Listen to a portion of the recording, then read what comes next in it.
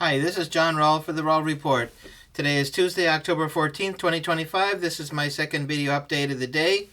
And I apologize for the late hour of the video. I hope you are doing well and enjoying the day. Anyway, I wanted to do a quick 3-map comparison of the Prokrovsk area. And we have some incredible extremes between the Russian map, the Ukrainian map, and the neutral map. So anyway, here is the Russian map of the Prokrovsk area.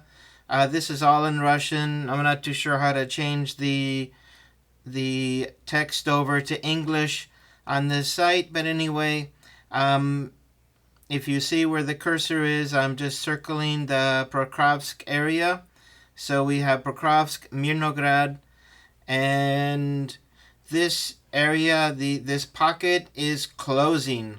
So you can see that this pocket where Prokrovsk and Mirnograd is closing. It's closing on the sides. It's closing above and enclosing to the west and to the north of Prokrovsk. So you see that this whole pocket is closing up, and there are thousands of Ukrainian soldiers trapped in Prokrovsk and Mirnograd who were sent in as a last-ditch desperation move to try to shore up the defenses of these two areas. They've been actually defending this since, I would say, January.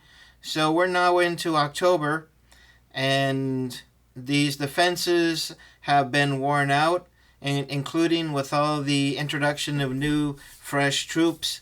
They haven't been able to slow the Russians down, and the area to the north of Prokrovsk, which was that salient that you see in all the maps when the Russians first expanded into this area. They expanded quite a bit north. That was reduced down, and then they fortified these areas. The Ukrainians have counterattacked on multiple times, and so according to the Russian mapper, the Russians not only are standing strong, but this area, this salient to the north of Prokrovsk, is actually widening. So this is looking very positive for Russia, and they seem to be focusing their troops in the Prokrovsk area, and they have left Konstantinovka, which is to the east. I guess for their next stage, once they finish the conquest of Prokrovsk and Mirnograd. So at least from the Russian map, everything is not only good, but going very well, going according to plan. The Ukrainian defense is collapsing. The Russians now have firing capability from either of the entrance to this pocket. They can fire from either edge towards incoming support. And so, at least according to the Russian map, everything is going well. Now if we go to the military summary map, which is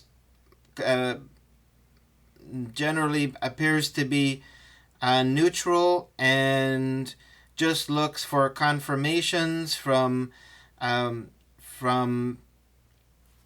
videos that have been uploaded by the different military forces.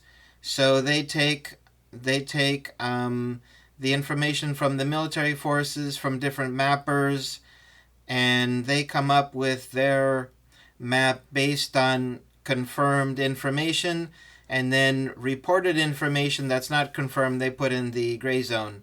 So you can see also the Prokrovsk and Mirnograd area is closing in. You can see some red area here to the south of Mirnograd. This is an area, this Balahan was reported by the Russians to have conquered today. And we have an area north of the Prokrovsk-Mirnograd area where the Russians also advanced. And according to the military summary mapper, the Russians continue with their salient and they are defending it well. So also you have the Shakove area. This pocket, the Shakove pocket, is also closing. You can see the Russians closing in on Shakove. And once the Russians take that pocket, then basically they will have defended this salient enough to to shore up this area and to keep this area from being the weak link in this whole Prokrovsk conquest. And finally, we get to the deep state map, which is from our friend Siersky in Ukraine. So the Ukrainian armed forces have their own map, and that is the deep state map. It claims to be neutral, but anyway, you can see from the deep state map that basically they have continued on with the idea that the Russians are surrounded basically in 3 different areas, and that the Ukrainians continue to shore up their advances. We have the Ukrainians here completely entrenched in Shakove, and they haven't been dislodged. You have this area north of Prokrovsk, which also doesn't show any Russian advances. In fact, the Ukrainians are eating away at this whole salient from the Russians, and soon that will be gone. That is according to the deep state. So my point is basically the military summary mapper is probably the most accurate because they only go off of confirmed reports that they can geolocate, and you can see that the Prokrovsk-Mirnograd area is closing in, and the Russians continue to advance, and this salient north of Prokrovsk is holding strong. And even this Shakove pocket, which was very well defended by the Ukrainians for a very long time, since January, basically that is collapsing. So we just go back to the Russian map. In the Russian map,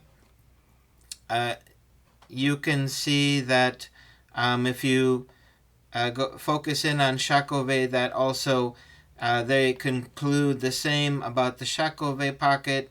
But the most important thing is this salient. It is getting wider, and the opening allowing Ukrainian reinforcements and supplies and evacuation of wounded and the such, that is closing in. So we are seeing what would be the end of the Prokrovsk defense according to the neutral and the Russian mapper. So anyway, I just wanted to bring that to you today, and if that is correct, then the deep state map is delusional and providing false information. I think this map is, for the population of Ukraine so that they can feel good that the defense of Prokrovsk is going well, that the Russians are not advancing. You can even see this whole area. If you see the Novoekonomichne here, the Russians haven't even advanced past Novoekonomichne, and the neutral mapper has geolocated the Russians on the outskirts of Mirnograd.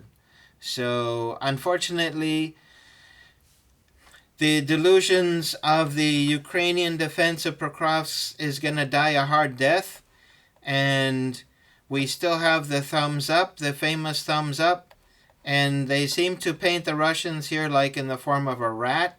So you have a rat, you have a thumbs up, and I don't know what you have here, but anyway, it looks kind of like a turkey or something.